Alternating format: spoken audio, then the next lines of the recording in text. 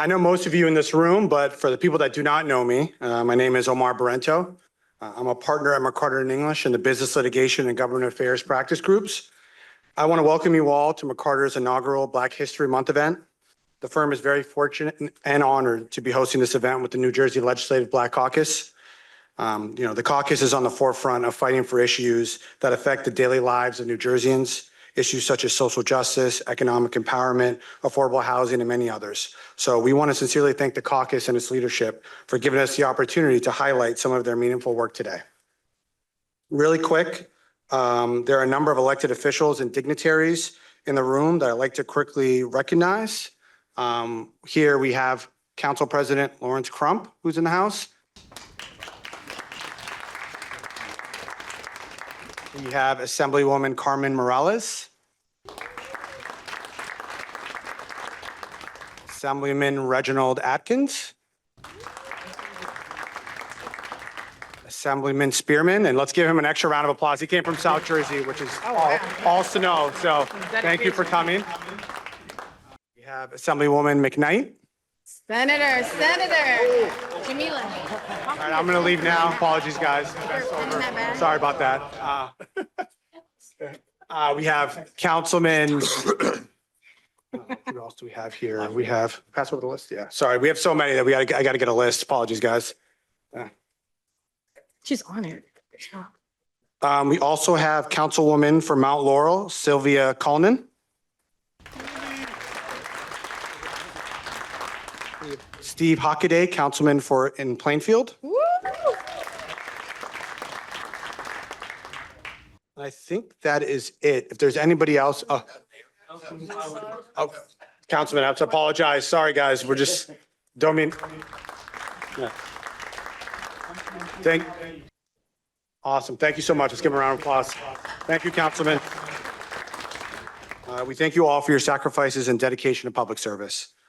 I'm going to bring up Joe Lubertazzi, chairman of the firm, here in a few minutes to offer some welcome remarks.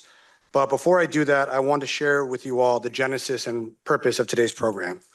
As we all know, February is Black History Month.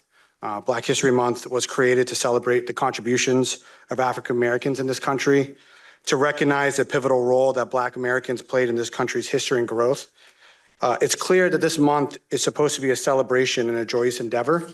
But at the same time, and especially in today's political and social climate, I believe it's imperative that we also look to the future. On one hand, we can and should celebrate the successes of Black Americans throughout the country, but we must also simultaneously identify areas of inequity and injustice. This is how progress is made. If we cannot discuss the inequities in the state's economy in a frank and open environment, how can we properly address them? How can we expect change? That is precisely why the firm decided to host this event. We wanted to create an environment where business leaders, elected officials, entrepreneurs, and other stakeholders can meet and discuss in earnest the issues affecting the Black community today, to discuss how we can create a more egalitarian society. So we brought three of the biggest change makers in New Jersey to speak to you about the work that they've done and their plans and solutions for the future. The panelists for today's program are Mayor Rosh J. Baraka,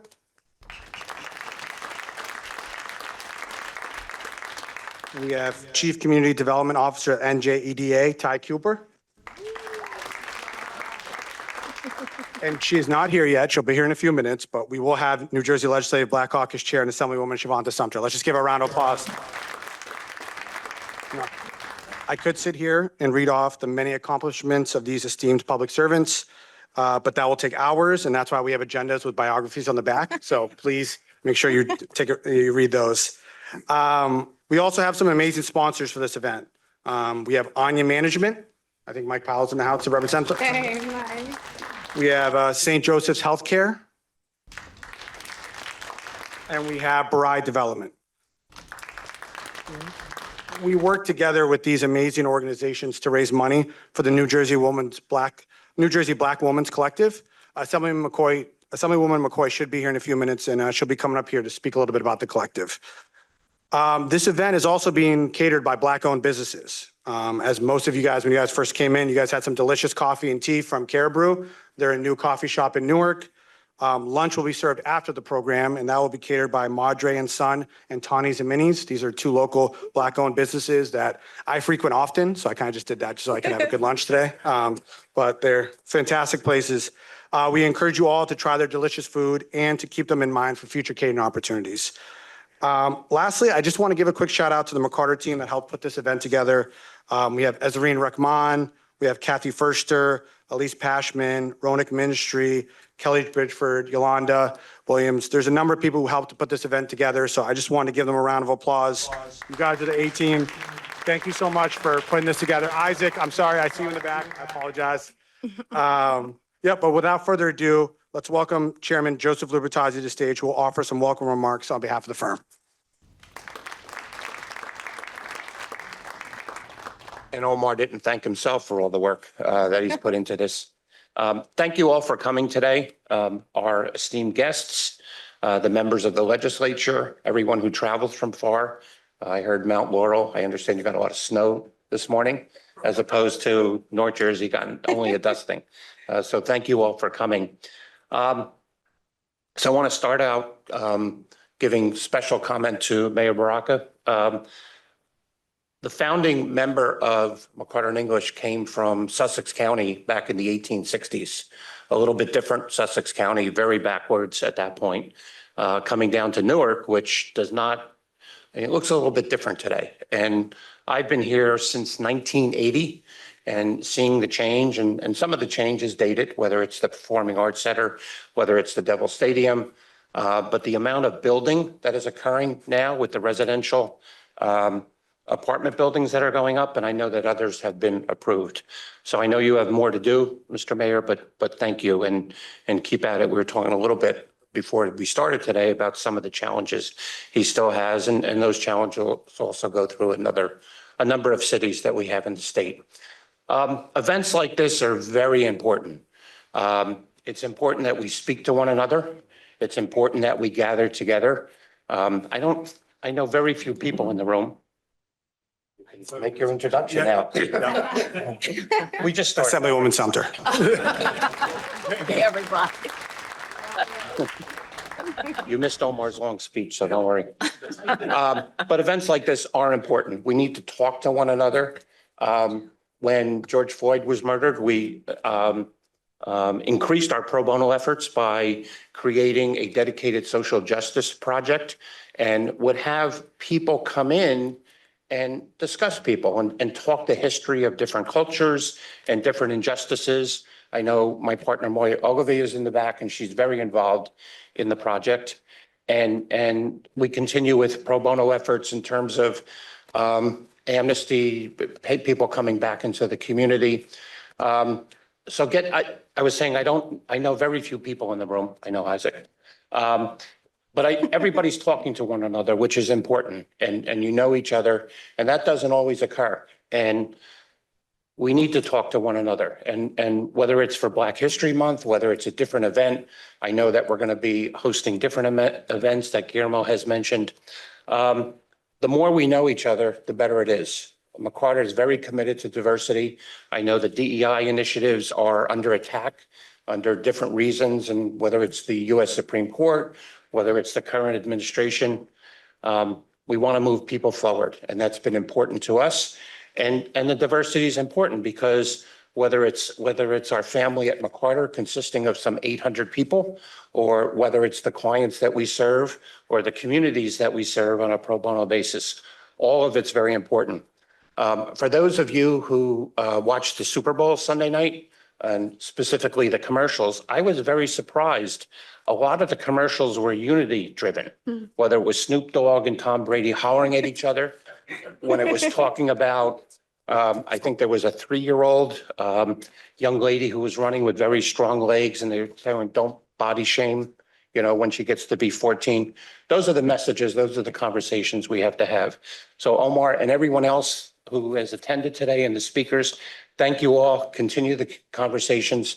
And if anything that this firm can do, please let us know. Thank you.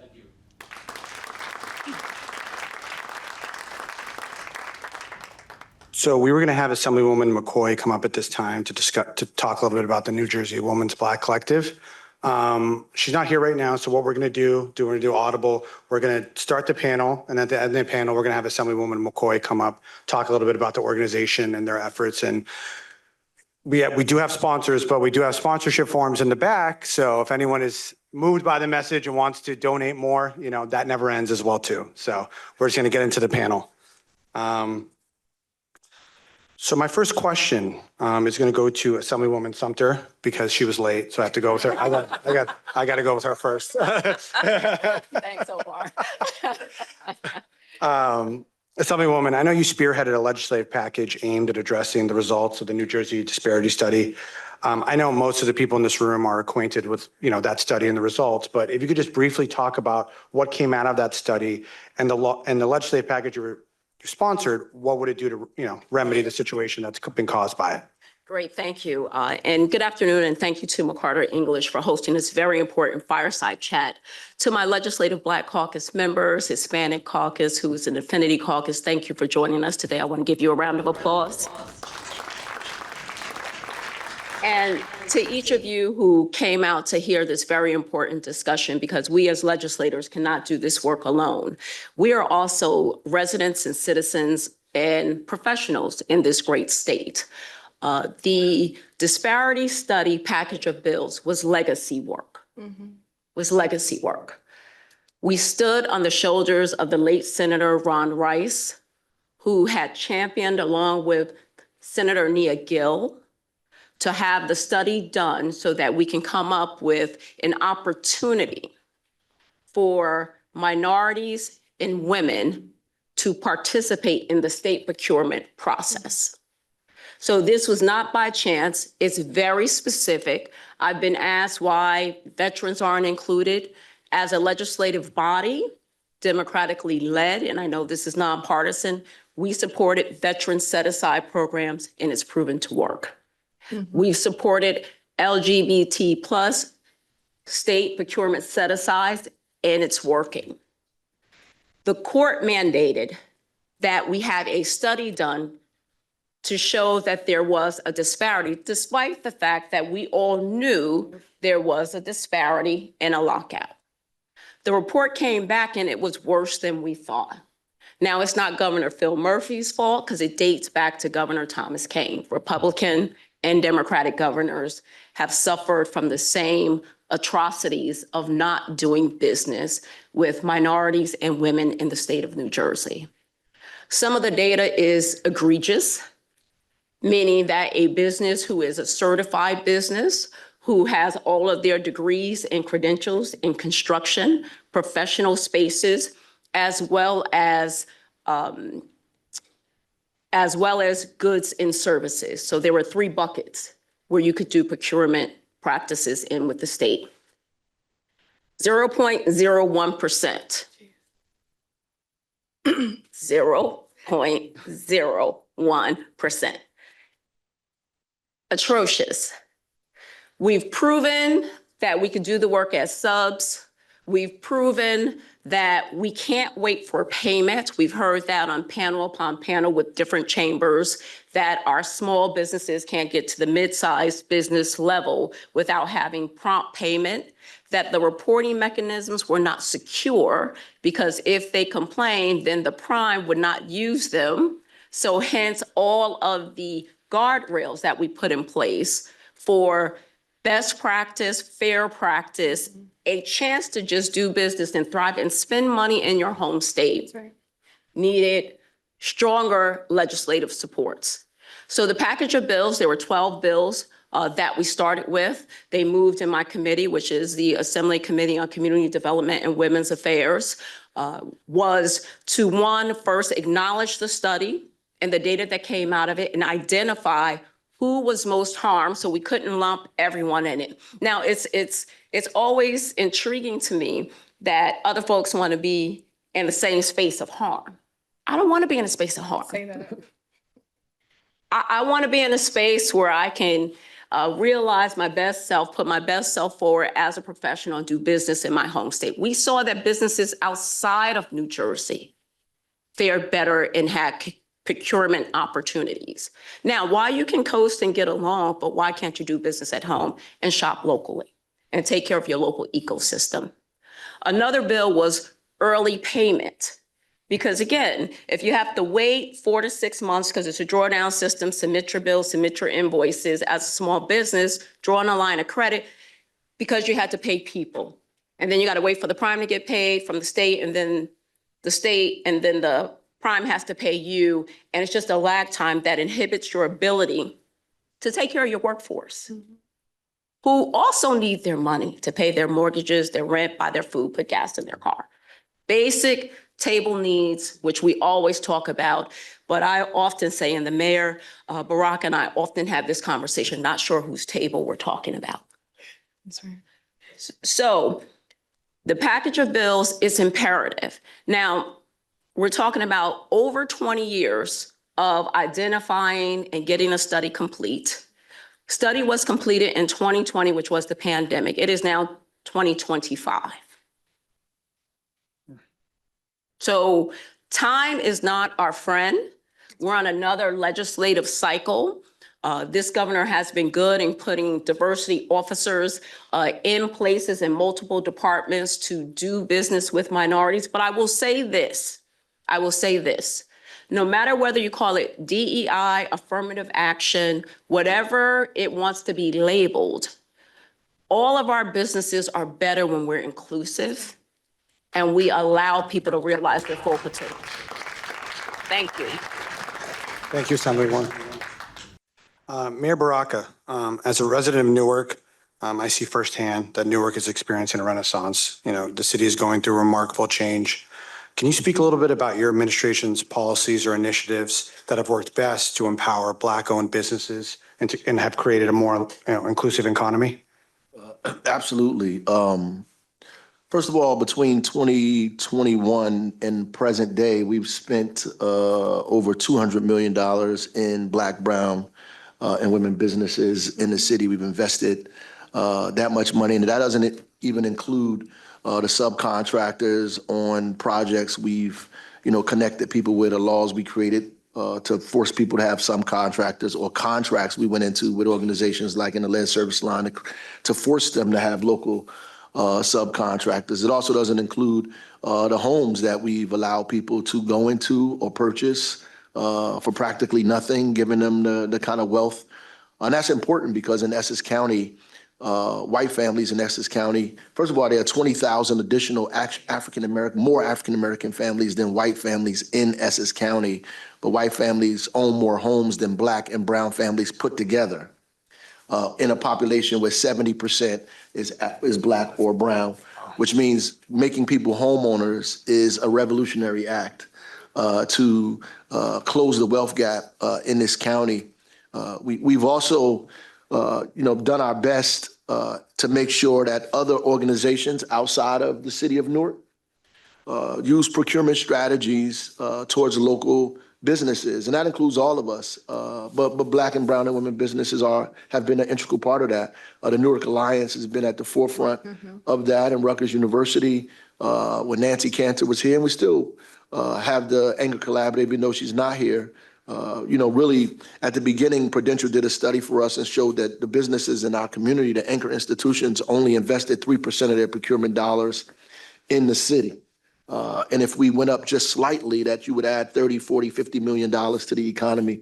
And so people began to do that. And the city of Newark was also in that. So we were not we were not excluded from that. We also were only spending a paltry amount of money, the resources that we have, over $100 million a year, less than 3% of those dollars in basic local businesses, Black, brown, and local businesses. We deliberately and purposely began to move up from there year after year after year, year after year. So in 2022, we might have spent $30 million in the city of Newark on Black and brown businesses. This year, the end of last year, we ended with over $40 million spent to Black and brown businesses.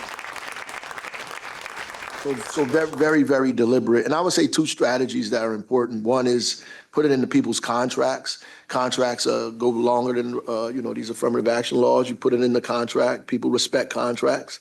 We do in McCarter in English, definitely. That's number one. And then Invest Newark does a lot of support for us around making sure that people have their back office paperwork together, that they have the bonding capacity together with the lead service lines.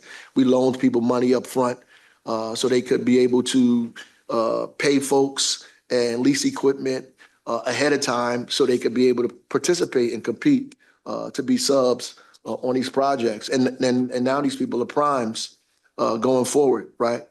But the last thing, the strategy on that was really a Marion Barry strategy, actually, was, when people went into the contract. So if the city gave you money before we paid you, we took our money off the top, right? So you got paid what you were supposed to get paid minus the city's portion.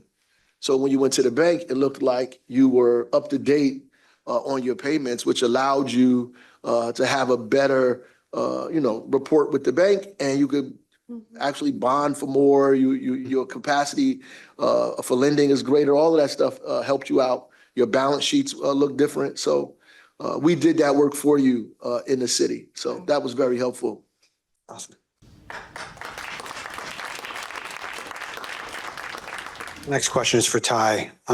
Ty, we know the NJEDA is tasked with broadening and expanding the state's economic base. From your perspective, what are some state resources that are being underutilized by Black entrepreneurs and developers? I want to say a few things before I jump into that. One, just because it's always prefaced a certain way, but Black history is American history, period, right? So I'm glad we're doing this, but it's American history. And the second thing I'll say before we get into the programs we have is that also there were laws that were literally created to redline Black and brown communities out of access and out of wealth. So when we talk about this whole conversation your chairman started about DEI and why it's so important, it's because there were laws that were created to redline us out of success and opportunities. And so now to have resources that are being provided by the governor, by the state, by what the mayor is doing is important and shouldn't be forgotten, but it's being done for a reason.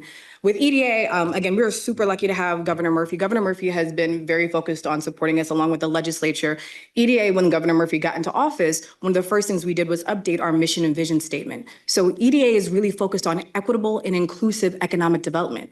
That's like unheard of, but it's what we've been doing for the past 7 years. It's the passion work that we have, and there's actually proof in the pudding. We have programs from innovation. When you think about venture capital, you don't think about that diversity, but we've done that at EDA. When you talk about business bonding, you can't say that without saying John Harmon, who's been a partner with us along with the Hispanic Chamber in building out a small business bonding readiness program, making sure that Black contractors had access and knew how to bond. When you talk about the work that's being done right now, you can't leave out small businesses. During COVID, EDA had over $700 million that was authorized through the legislature and through the governor that went towards small businesses. And you know who is like the predominant force behind small businesses, especially micro businesses, is Black people. Right. And so EDA has been very intentional about the work we've done. And one of the numbers I have to just pull out because it's important, because men lie, women lie, but numbers don't lie.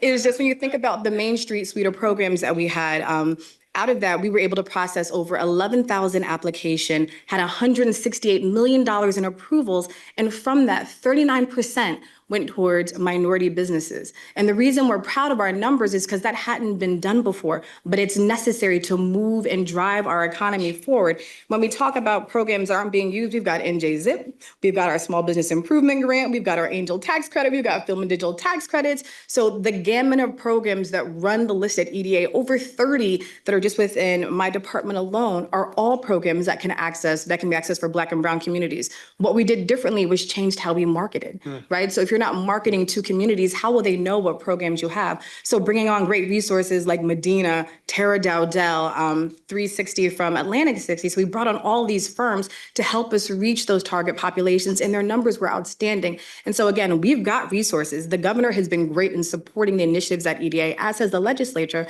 But if you're not getting the information out, you're never going to be successful. And the last program I'll mention, just because it's important and is right here, is Emerging Developers, which gave soft cost up to $250,000 by Brandon, who just joined our team from Union County. So again, EDA has a plethora of programs. It's a matter of advertising them the right way and reaching out to the community.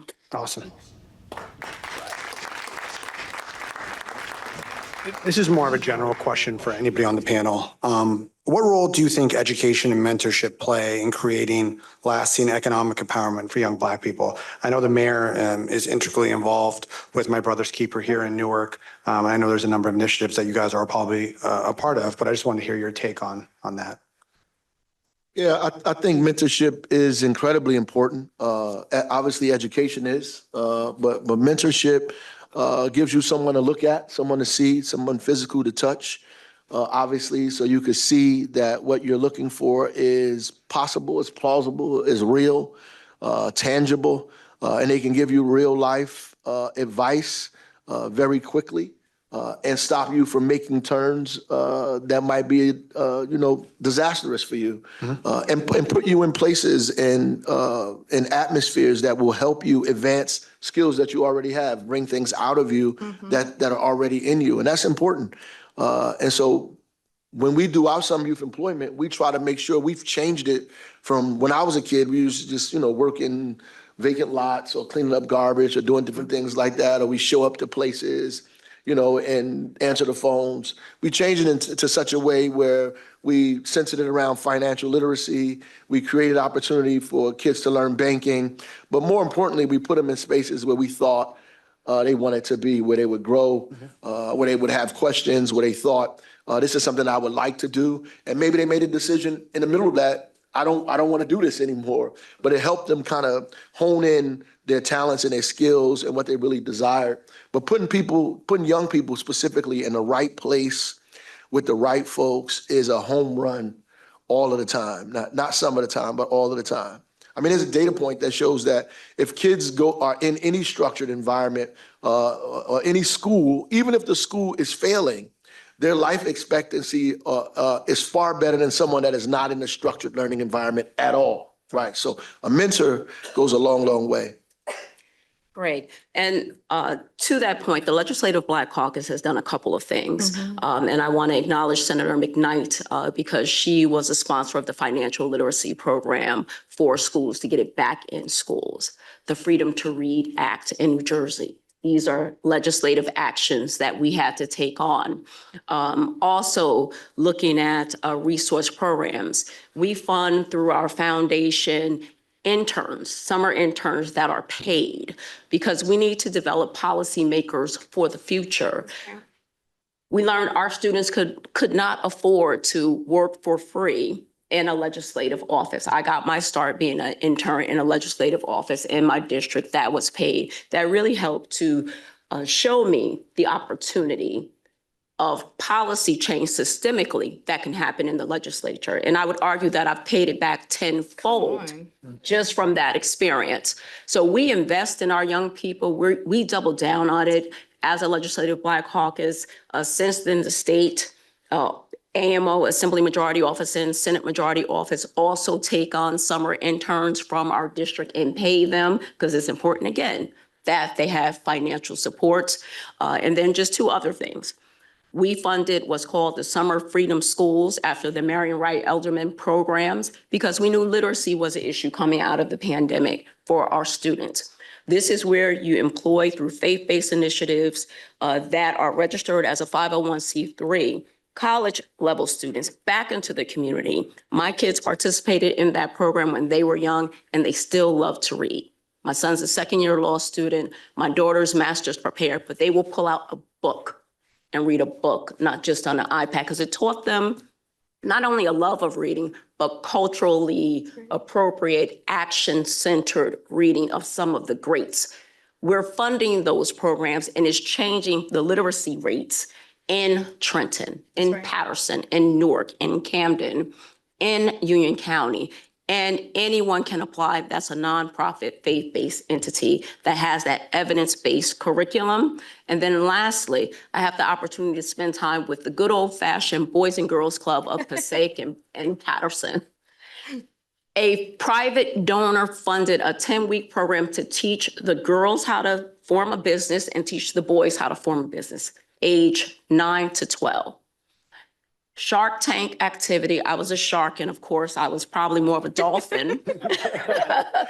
But these young women, I was with the girls. Every program was to combat homelessness, to combat domestic violence. A 12-year-old girl explained she wanted a domestic violence center that mom and child can come to because she lost her mother to domestic violence and she wished she could have done more at 12.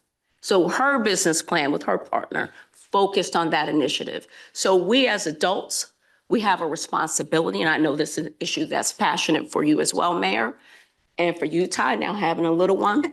We have to create pathways for our future generations to thrive and to take care of our communities. Thank you. Thank you, sir. 100%. If I could add on a Yeah, little bit to that. Please do that. I'm going to add on just two things. One, I will say this, Mayor Baraka and the Assemblywoman are still my mentors. That never goes away. The mayor tries to get rid of me, but you can't. I'm coming back. But a couple of things I will just highlight. There are mentors that we have all around us. When you think about the work that Carlos does, that's brilliant at Big Brother, Big Sister, or one of my mentors who literally coming out of Senator Lautenberg's office was Monica, who now is a bigwig over at United. But there's mentors, I think, that are all around us. In a few programs I just want to mention because they're important. One is Ready to Run, and a sub-program, Run Sister Run, which encourages Black and brown women to run for public office and gives them the tools to do that. Tennille is coming, but I've been a friend of hers and just like a super fan for a long time, but especially now with her Black Women's Collective, and then also Be Ready that Chanel McLeod has started. Again, these are programs that are intentional, that there's a pipeline. And one thing that you've always taught me is that if you're the only one in the room, you're not doing your job. It should never just be you in the room alone. You should always be bringing other people with you. So that's what mentorship teaches you to do. My job is done. This topic has already come up. We've only been talking for about 10 or 15 minutes, but generational wealth, right? What role would you say generational wealth plays in economic disparities facing Black communities? And how can we reduce those gaps when it comes to, I think the mayor mentioned home ownership, business ownership, incentives given by the state, contracts given to by the state. Just want to hear some of your ideas on that. So if I may, part of combating the generational wealth, and I have to give the New Jersey Institute of Social Justice credit.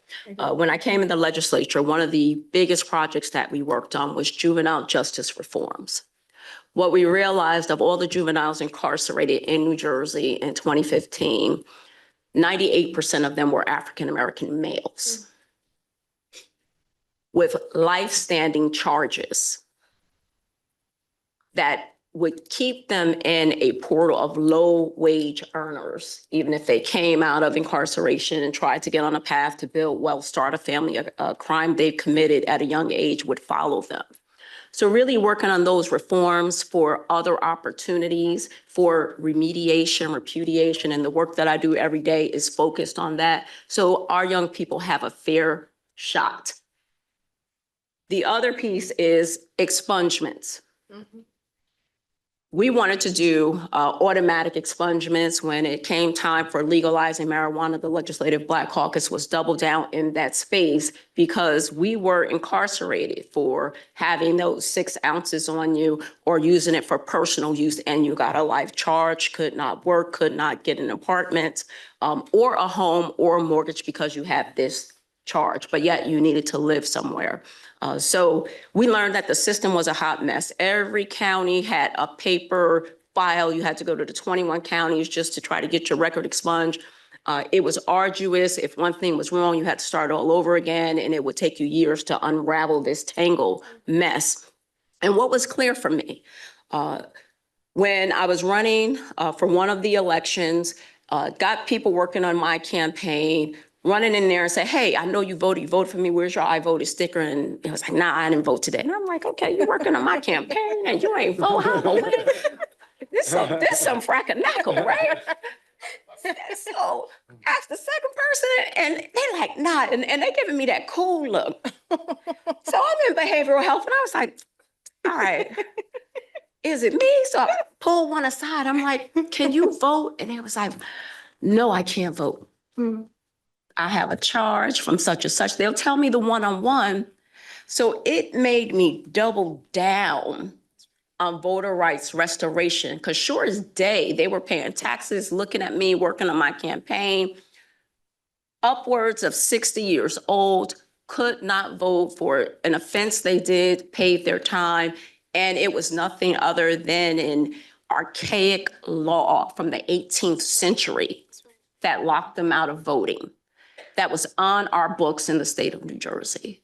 So those are the reparative pieces, let alone all of the work that's been done for banning the box for housing applications and home ownership that our legislative body has led. And I'm going to say it was led with the Black Caucus because we knew those issues intimately. That's right. We knew them intimately because it was our cousin, it was our auntie, it was our uncle who had to get a room on the couch just to get out of prison, to have an address just to get started. And then when the pandemic hit, we tripled down on that space because you had people in congregate jails who was just waiting to be released, but didn't have an address because we had to quarantine. And we did the most releases, thanks to Governor Murphy and the correctional system, than any state of nonviolent offenders who are now able to live their days as best they can. So it's work to repair. And what I tell young people at every school I go to is get a driver's license and protect your driver's license. Because often for jobs, that's your second form of ID, not just a state ID, but it's needed for most opportunities. Thank you. Yeah, I want to say, generational wealth is really like the affirmative action of the privileged. It is without merit. How people in this country have advanced from decades and decades. You don't need a degree. You don't have to do any real work. You don't have to be brilliant or intelligent or even your personality. You don't have to be likable. It is what has advanced in equity in this country, more importantly. And I think we need to approach it this way because the way it's being contextualized down is that everybody else is asking for something that they don't deserve.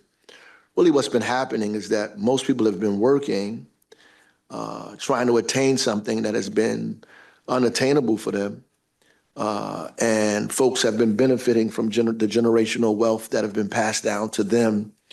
And the problem is we don't have access to capital. That's right. You don't have access to capital to buy a home.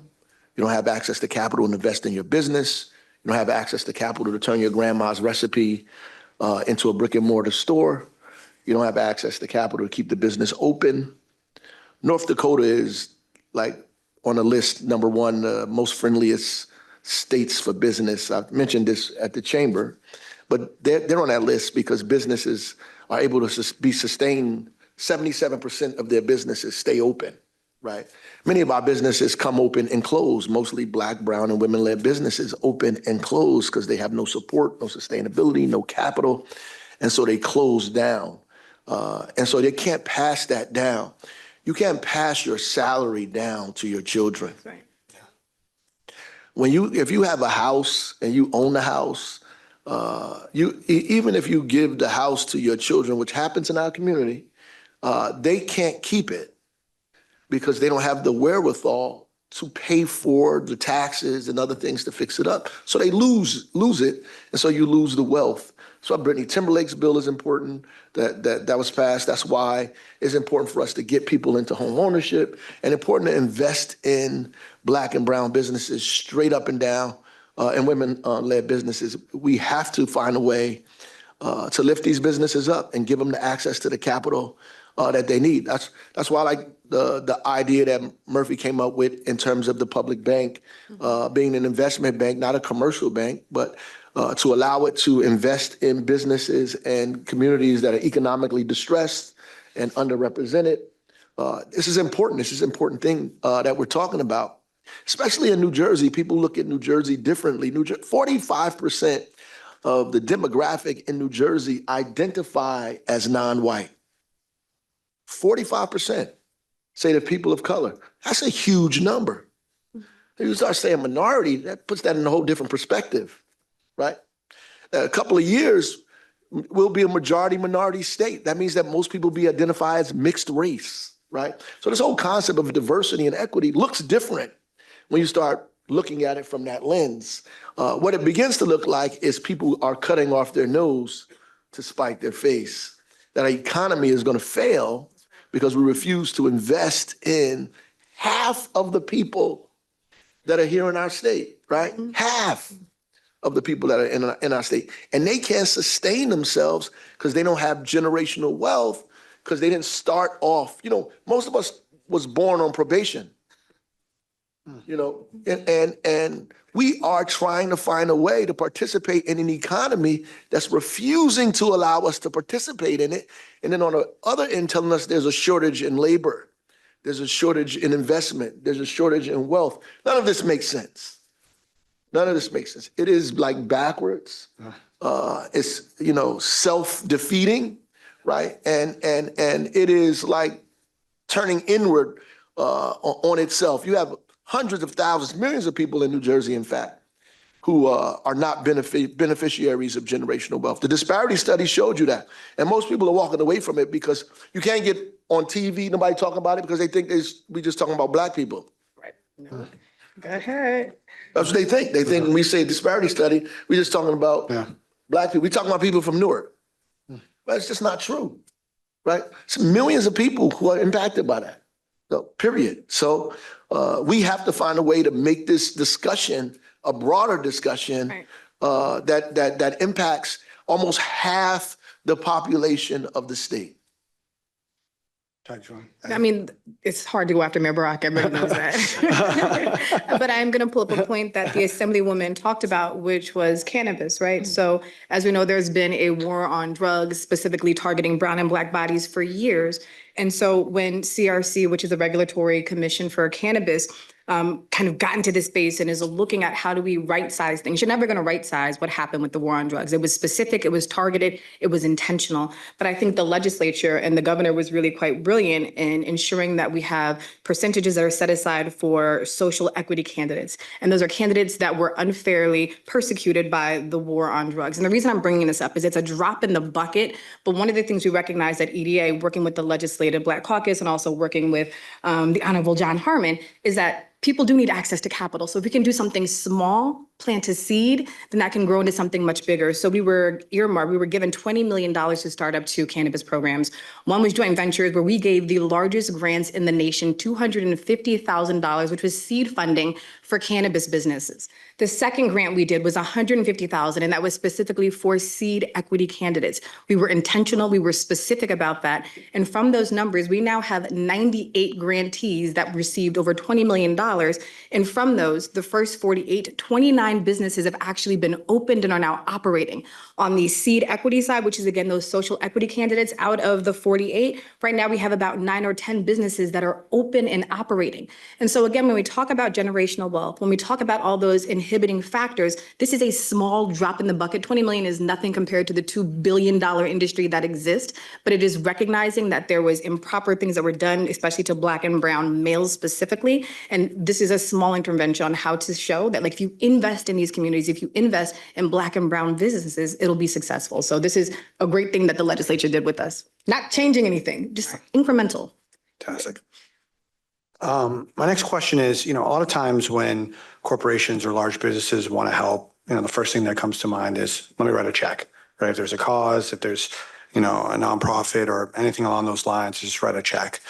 How can corporations play more of an active role in supporting businesses in the community, right? Obviously, writing checks are important, right? And putting your money where your mouth is, but what are other measures they can take to actually be more actively involved in the community and whatnot?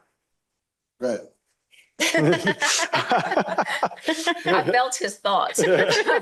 So a couple of things, and there are some partners in the room. Money helps. Money does help. Say that again. So I don't want anyone to feel that they're fully absolved because they wrote a check. Mm-hmm. 2, being intentional. Supply chain resiliency. Rutgers did a study, Rutgers Newark, for us, for the legislature, to show us the opportunities that were missed in different spaces, because state procurement is one level, but what can our corporations do? We have some of the largest pharmaceutical companies in the world that is home to New Jersey. Where is your diverse workforce? And not just in the maintenance and housekeeping side, but also in the scientific side, because we also learned in the pandemic that we needed some studies done. We needed some clinical trials done that we could trust. So we need to work in all of those spaces. The Legislative Black Caucus called together the Latino Caucus, the Asian Pacific Islander Caucus, and we did a field trip to Johnson & Johnson's headquarters. And we actually talked through what their strategies were for being inclusive, because one, I wanted elected officials to see that some companies do it, which we're learning more about now and being intentional of where we spend our dollars on companies that will be inclusive and how they go about it and set the benchmark to reach a $1 billion goal is their goal. But it takes intentional efforts. You can't just wake up one day and say, I want to achieve $1 billion and have no action steps behind it and no data behind it. So we saw that happening. So hence we're doubling down on the state side instead of just saying the courts are not permitting us to do it. It's a legislative land block. If you heard what the mayor said about being 45% majority minority, economics is good politics. That's right. If our kids are eating more than just the snack or sugary treats before they start the day, my teachers will have a better day of educating them in the school. If our daycare is another program that EDA funds that gets no shine at all, is the grant that you do for daycares for facility improvements. That's right. That we funded as a legislature. So we can teach our kids and let them have a healthy start. So those are the pieces that we need to partner on, and it can't just be government and the gold dome. That's why we're at this fireside chat, if you will. We need our lawyers. We need you now, today, more than ever. That's right. If you are going to defend our Constitution and interpretation, I want to make sure that you have a healthy mind. To my hospitals in the room, St. Joseph's, I see you. I want to make sure that these people are healthy so they can read all the case law they need to read to interpret this Constitution. So that it supports humanity, democracy, and our right to live. Come on. I would say what the Assemblywoman said in terms of procurement. That's right. You have all of this money you spend, it should be being spent intentionally and deliberately. I mean, in the Newark Alliance, I mean, I go to meetings and people have on the same socks, because we've all purchased the socks from the same place. So, we go over and over again. We got Tony's Minis here. That's at all of the events because we deliberately and intentionally invest in businesses that are local. So those businesses can sustain themselves long periods of time. So you need to procure your dollars, your resources, and use your dollars in local communities and lean on Black and brown businesses and women-owned businesses as well. I think programs like the one you're having is important, particularly in this time period where people are beginning to feel allergic to these kinds of events, right? Like, while Trump is telling people they can't celebrate Martin Luther King, it's good that we're still talking about Black history in McCarter in English. I appreciate it, honestly, that we're doing this, and it's incredibly important. And to own up to the fact that diversity is important, because folks in the C-suite know diversity is important. I think Target knows that too, even though they acquiesced and bend the knee to Donald Trump. They know that, they needed a Latina somewhere in the C-suite that told them what kind of seasonings to put in the aisles to get Latinos to buy that food, right? No, that's just real. Or Walmart needed to know which kind of hair care products they need to put on that thing that Black women are going to buy, like how to diversify their markets, right? They needed some kind of diversity somewhere to help them figure out the world whose population is growing, how to communicate, talk to, and sell product to people. They know this, right? And they know that if you broaden the talent pool has to be broad. That's the number one thing that corporations look for, talent pool. When companies come to Newark, that's what they ask us about. Talent pool. Where are we gonna get talent from?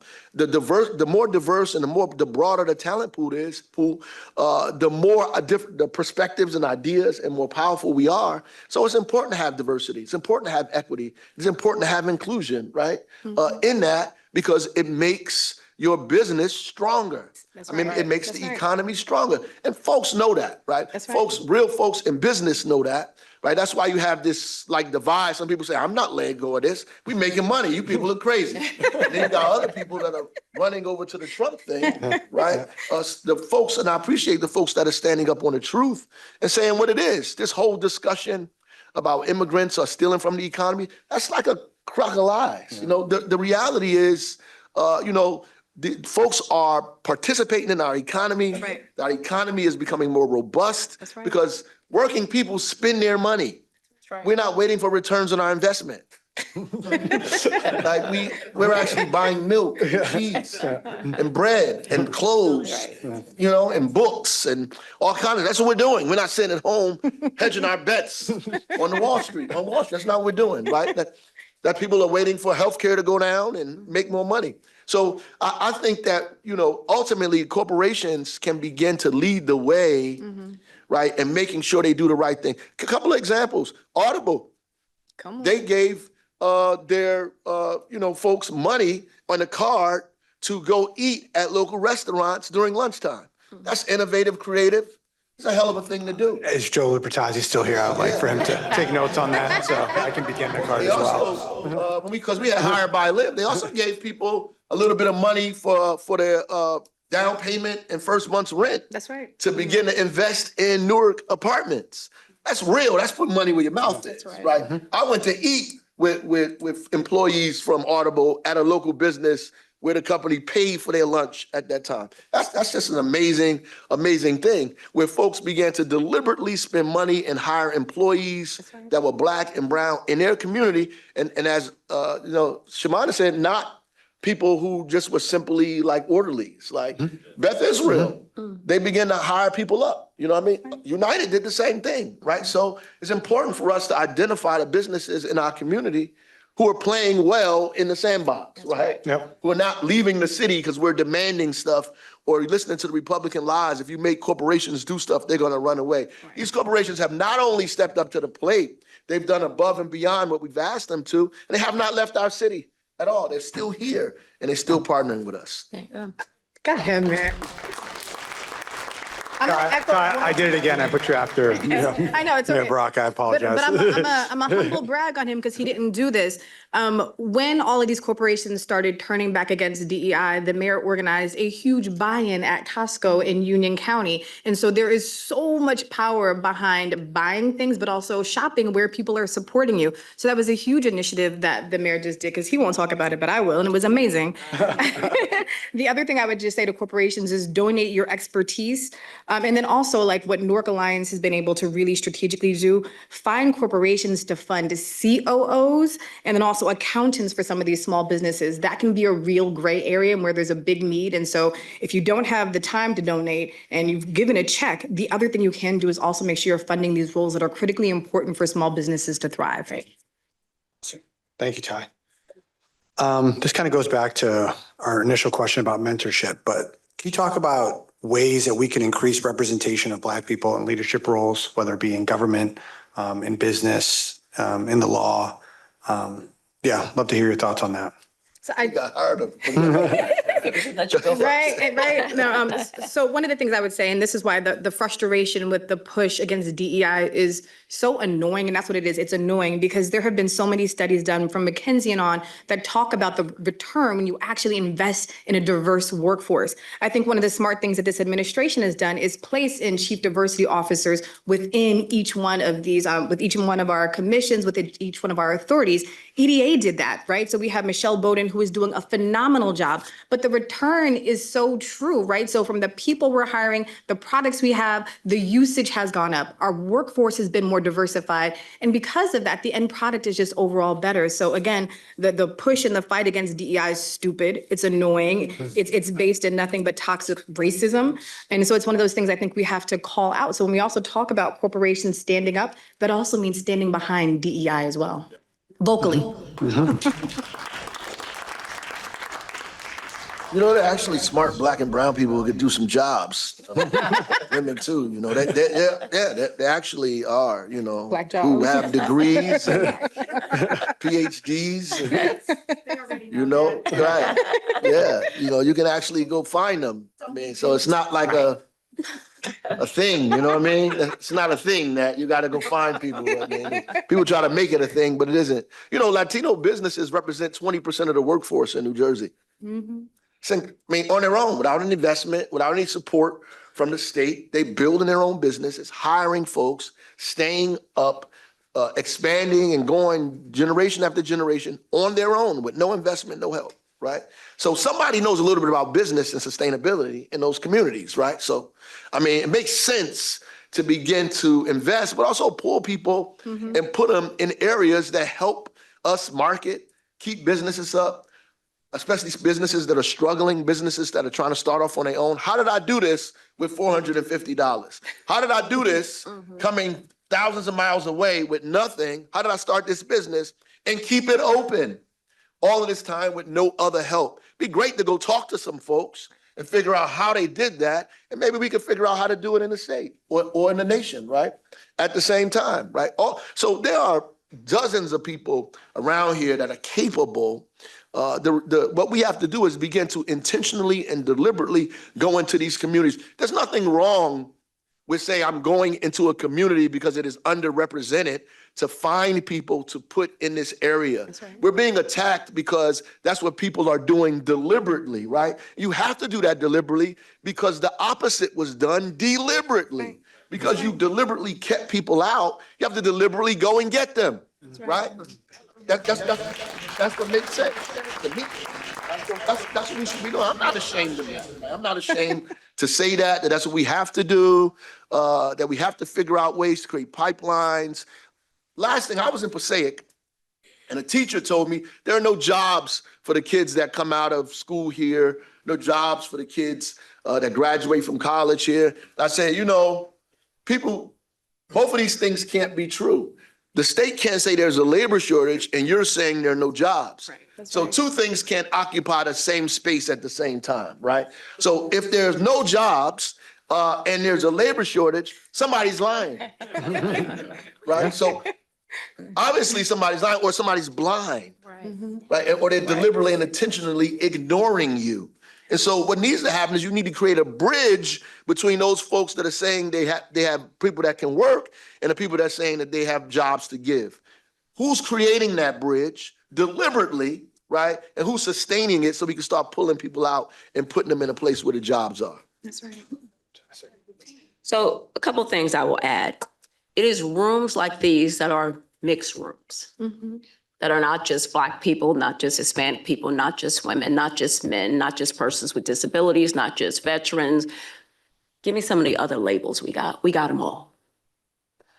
It's talking to each other. That's right. It's understanding that fundamentally we all want to be our best self and creating that safe space to have that respectful dialogue. And I say respectful because that's lost in so many rooms today. Right. I revert back to healthcare because that's my training. When you're trained, you're not trained to see color. If you see blood in an emergency, they show up, you're supposed to respond. But then we also learned that there were disparities there. Our tolerance of pain, maternal health, we were 48th in the country. Today, because of intentional actions, a lot of legislative work, a lot of holding back payments so doctors would behave differently instead of having unscheduled C-sections, letting that baby bake a little longer for a healthier delivery. We're now 28th in the country. Intention. For professionals, we have to take time to do something that's not professional. How are you giving back to your community? How are you helping that next generation? Because I know I can remember being young in school and seeing that person and saying, wow, I never knew there was anything other than a doctor or nurse who could work in healthcare. I went the administrative route and I was always one of. There was never more than one of. So when we talk about belonging, when you walk into that room and you're still one of,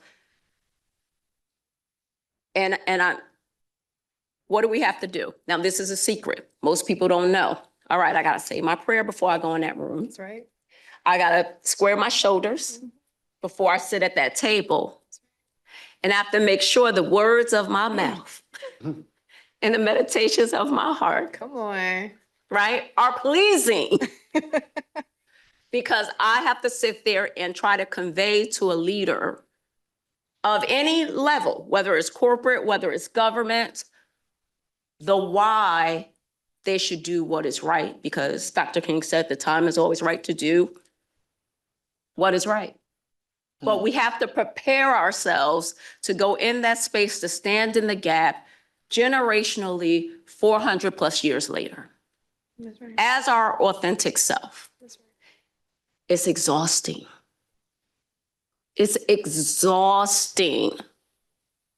So in order to stay encouraged, it's rooms like these where we're having the honest dialogue, where when we leave, it's not, oh, they were great and entertaining, because this is not how we want to spend our lunch, being entertaining, but that you're going to leave with an intention to do your part outside of your professional scope, to give back to the communities that you come from or a community that you've adopted because you relocated to New Jersey. So that's what I'm hoping that you walk away from this fireside chat with, to be partners with the Legislative Black Caucus, because we all can use some help. We don't have all the answers. We're one page ahead in the chapter of figuring it out, just to leave New Jersey a little better for the next generation. That's right. I have one last question before I bring Assemblywoman McCoy up to talk about the New Jersey Black Women's Collective. It's a broad question, and I'd like an answer from each one of you. What does equity look like to you, and is it possible in the state of New Jersey?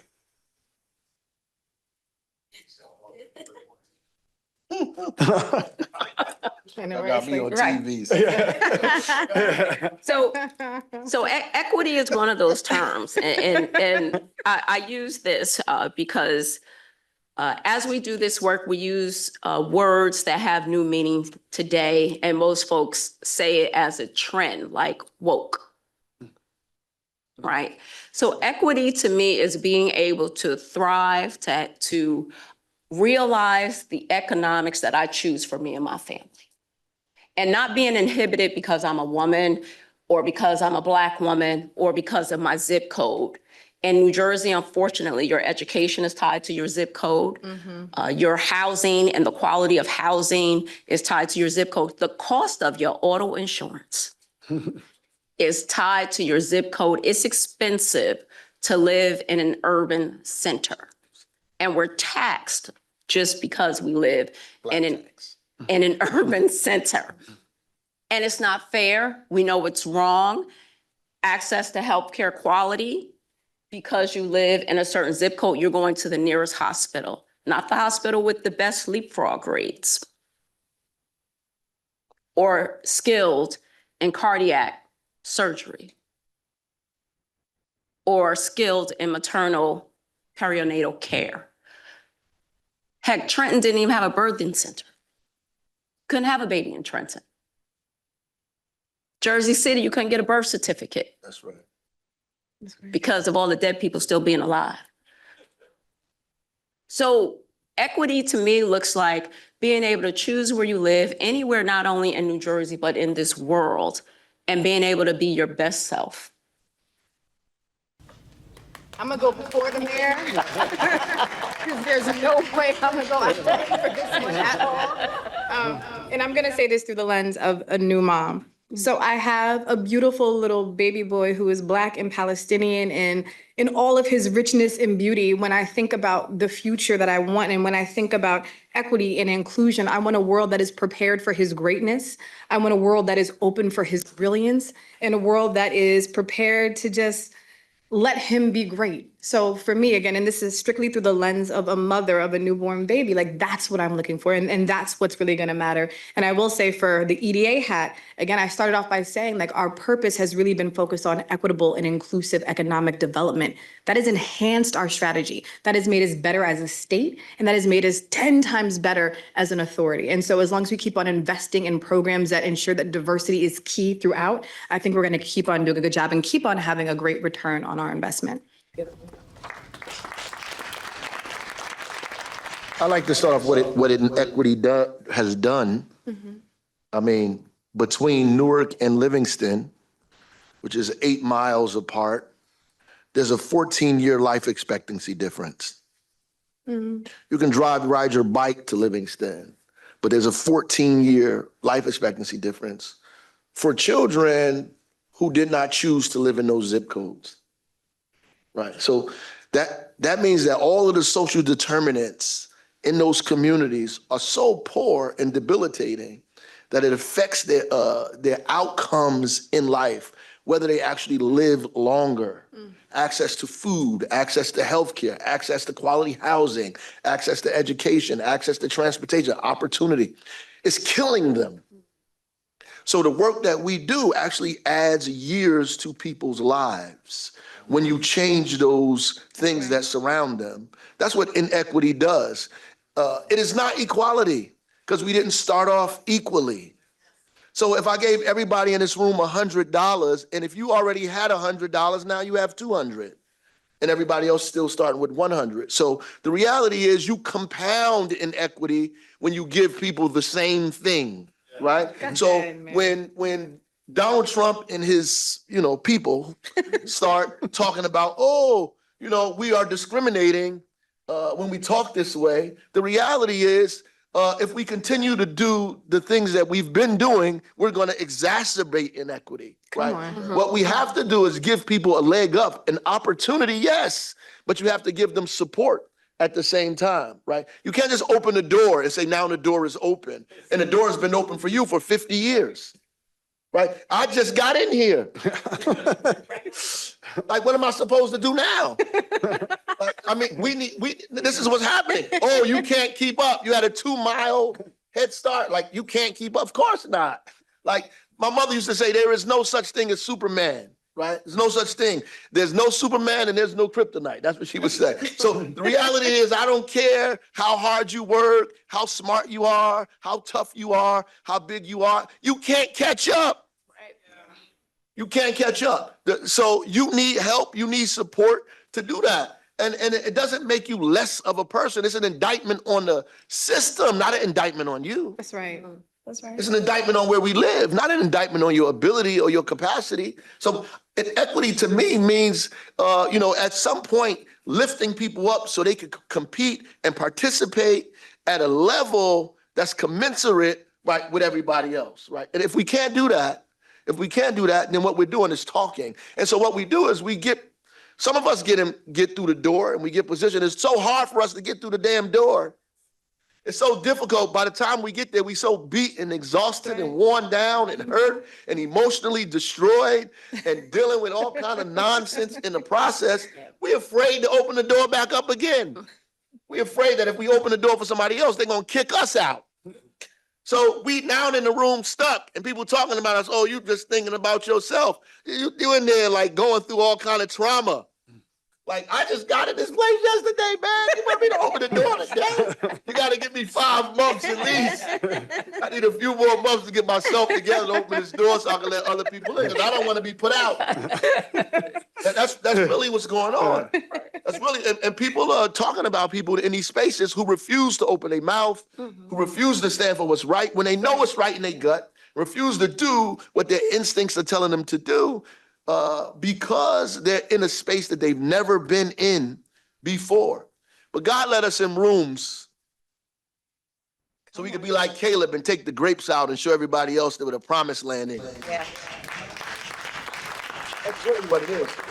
And you can't be like the other scouts who got in the promised land and afraid to tell people that it's milk and honey over there because giants over there too. If we go and we tell these people they're going to want to fight, and if they fight, they're going to disrupt what we've got. Yeah. And we finally got a little bit, and I don't want people to disrupt what I have, so I'm just keeping my mouth shut. Can't do that. That's not right. It's not right. You got to sacrifice the little bit you've got.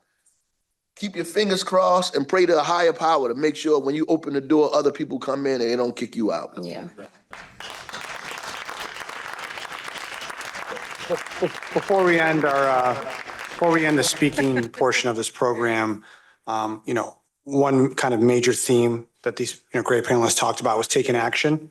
One thing we did with this event, and again, I recognized the sponsors earlier, but I'll say them again, Anya Management, St. Joseph's Healthcare, and Barai Development. We raised funds for a fantastic organization called the New Jersey Black Women's Collective. We have the founder here, Assemblywoman McCoy. I'd love for her to come up and talk a little bit about the collective and ways that people can get involved.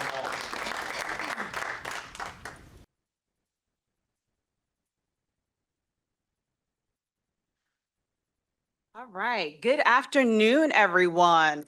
Good afternoon. So happy New Year. Happy Black History Month. So happy to be here with each and every one of you. I am Assemblywoman Tennille McCoy, but I am also the president and founder of the New Jersey Black Women's Collective. And so the work that we continue to do is making sure that we are providing Black women leaders with the necessary tools and resources to be successful and to meet those expectations. So I have to thank McCarter and English, as well as the New Jersey Legislative Caucus, for supporting the great work that we do. One of the reasons why I decided to start the collective, I was assistant commissioner at the Department of Labor. And I was doing an investigatory interview, and I start my interviews off the same, asking an individual their name, title, and how long they've been in the position. And I never forget a woman telling me that she had been a clerk typist for over 16 years. I almost fell off my chair. Like, how the hell does that happen? And so there was a couple things that she said to me. One, that she did not have a college degree. So there were certain positions that she could not go for. Two, that there were cliques, right? So she wasn't a part of this particular group that was actually doing the hiring and the making sure that people were promoted in the workplace. And three, it was her confidence. She didn't have the mentorship that our mayor talked about, the sponsorship. So making sure that when we aren't in certain rooms, that people are talking about us. And so we started the collective. And so that collective provides for that mentorship, that sponsorship. But we've partnered with Mercer County Community College. And I have to give a shout out to Dr. Preston, because she opened her doors and she made sure that her leadership team worked with us on the curriculum. So the curriculum is strategic thinking. It's think like a CFO and a CEO. And actually, John Harmon comes in and he'll do think like a CEO for our group. We also have AI and cybersecurity and fundraising. So these are the types of things that we believe are very important to propel women to the next level. So right now we're focused on middle managers, but we would like to start to focus on individuals that are starting to come into the workplace. So really important to make sure that women have those tools and resources and they are equipped and they are armed. I know for myself, and my good friend Ty is up here, we've had these discussions about obstacles that we go through in the workplace. It doesn't matter how degreed you are. We both have an MBA from NYU. Doesn't matter. Doesn't matter about what you wear when you walk in and how you look. Unfortunately, as Black women, we are going to face obstacles. Mm-hmm.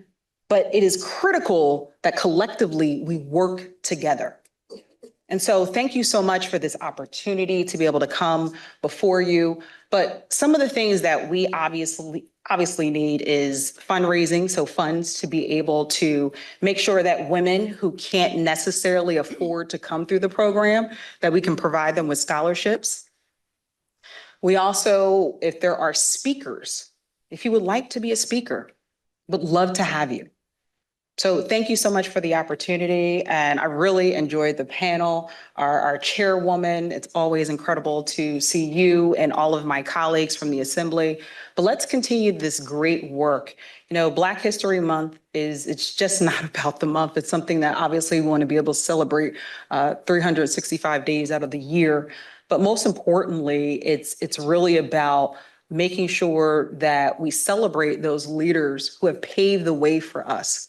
You know, I am the first person of color to assume the role in the 14th district. Thank you.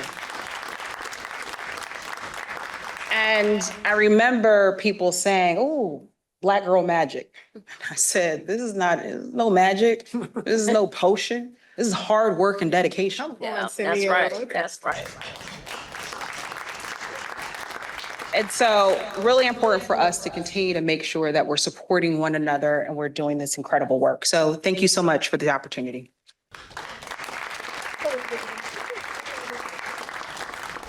We do have sponsorship forms in the back if anyone's interested in making a contribution to the Women's Black Collective. This is going to end our speaking program. I want to give another round of applause to our amazing panelists. Thank you so much for sharing your insights. So that concludes the speaking program. But as I discussed before, we'd be terrible if we left you guys here hungry. It's almost 2:00. So we do have food from Tawny's and Minnie's and Madre and Son. These are two local Black-owned businesses. They're going to be here with some of their food, but also think about them for catering opportunities, right? These are some of the things that we talked about up here is about partnering with these companies and whatnot. So we thank you guys so much. This is not the first time we're going to be doing this.